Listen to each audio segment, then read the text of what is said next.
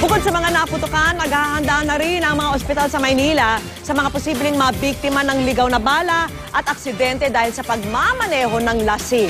At mula sa Jose Reyes Memorial Medical Center sa Maynila, nakatutok live si Jam Quintana.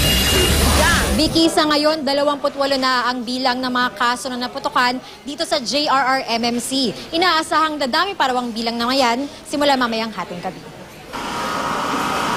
Ang ipinagbabawal na pikulo pa rin ang pangunahing sanhi ng firecracker injuries dito sa Jose R. Reyes Memorial Medical Center.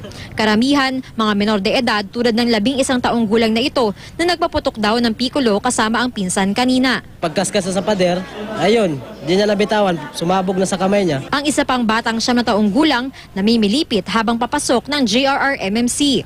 Naputukan ng pikulo na siya mismo ang bumili. Ang iba, mas malala ang natamong sugat, tulad ng lalaking ito na muntik maputulan ng daliri dahil sa Quinton bomb. Ngayon lang siya nakalabas ng ospital matapos makonfine ng 4 na araw. Sa pagsalubong sa bagong taon mamaya, sa loob lang muna siya ng bahay. Nautunan ko na pag may nakitang mga paputok, wag nang subukan, wag nang hawakan kasi sobrang sakit at magastos.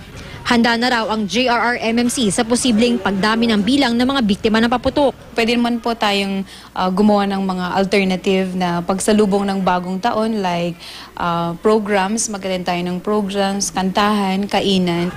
Nag-inspeksyon din dito si Acting Health Secretary Janet Garin.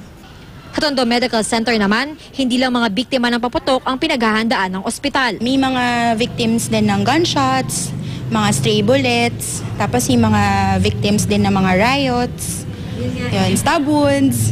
Actually, kasi known naman talaga ang Tondo for that. Pero, since naman, kaya naman siya na i-manage ng hospital natin. Isa pang babala ng mga doktor, iwasan ang paglalasing bago magmaneho. Sa Philippine Orthopedic Center, mga biktima raw ng vehicular accidents ang karaniwang pinakamalala tuwing bagong taon. Handa na rin ang kanilang mga drill, lais, lagari at iba pa para sa mga kailangang operahan. Ito yung mga gamit natin na ginagamit sa buto. Di sa manual drill, no? Kung may mga bali sa buto, ilalagay natin yung pin dito sa loob. Tapos yun yung mga binabaray na natin sa buto na ganyan.